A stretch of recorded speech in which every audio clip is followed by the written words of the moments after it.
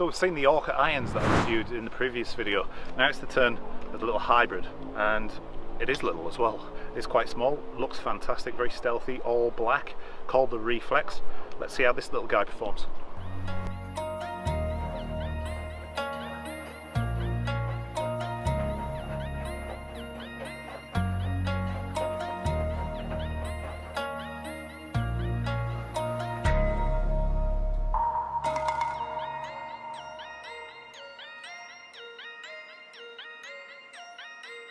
And all the people say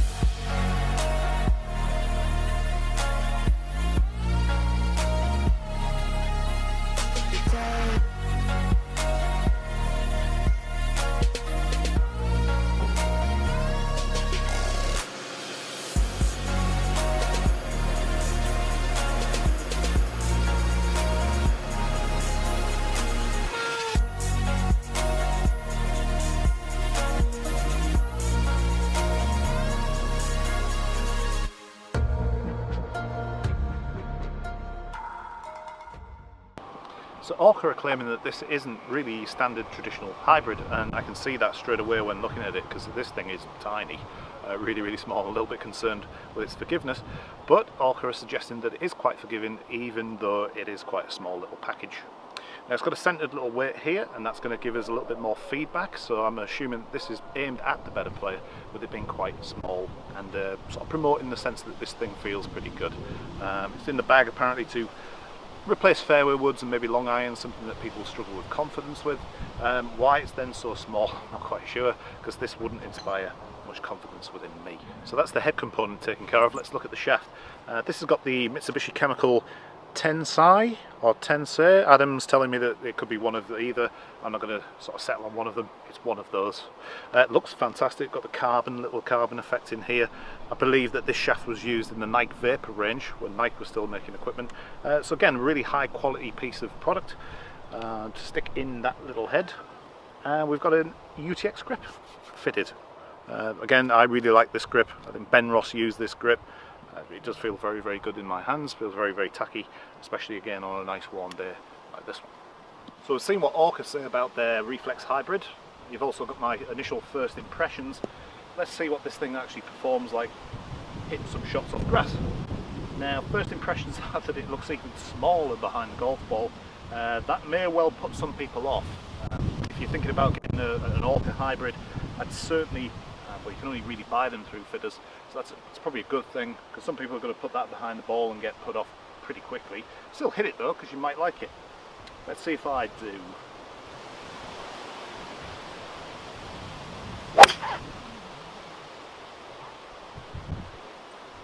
Yeah, good solid sound, not too tinny, but not dead. Certainly gave me some feedback through the head. That was out the centre of the club face, and it actually felt quite nice.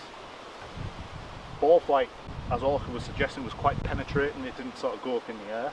I hit the ball pretty high, and that came out quite low.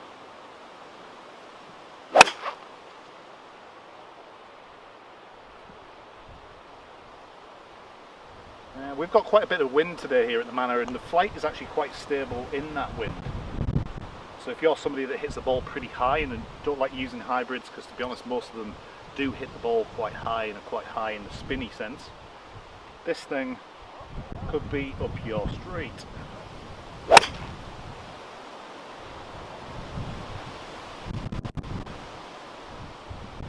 And it goes a long way as well, which is a big plus. Yeah, 3 good central strikes, 3 decent results. I really like that. Right, so we've done the on-course testing for the Orka Reflex Hybrid.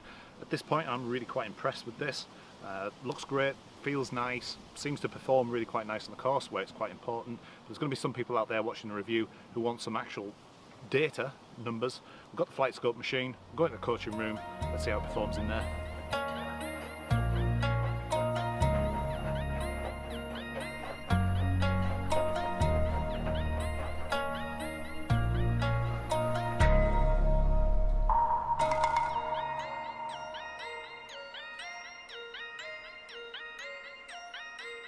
And all the people say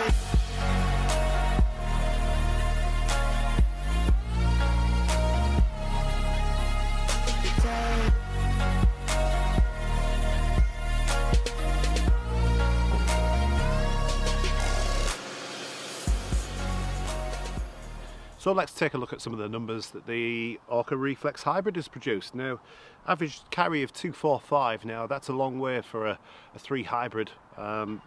Maybe a little longer than some of the others that I've hit.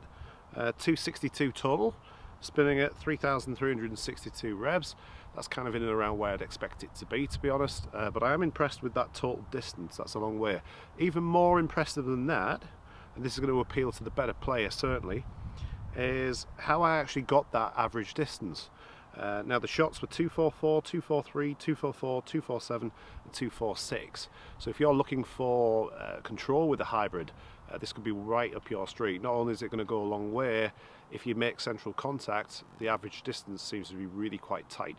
That's obviously as much to do with me as it is the club. I struck these very, very well, but that's nice to have that level of control. And the rollout was actually very, very similar as well, because the spin rate was quite similar. It was within a couple of thousand revs of one another. Sorry, a couple of hundred revs, not a couple of thousand. So all in all, the performance very, very impressive. It looks great. Certainly shelf appeal and bag appeal, it looks fantastic. Initially, when I first got it to test, I wasn't that keen on it behind the golf ball, I've got to be honest. But since I've had it for 2 or 3 weeks, it's really, really grown on me. I really like the look of it behind the golf ball now. Again, shelf appeal, it looks really, really cool. So if you're looking for looks, you're looking for some really good performance, this is going to be right up your street. This is going to be a club that you're going to want to go and test at an Orka fitting centre. If you're looking for something forgiving, this might not be your club.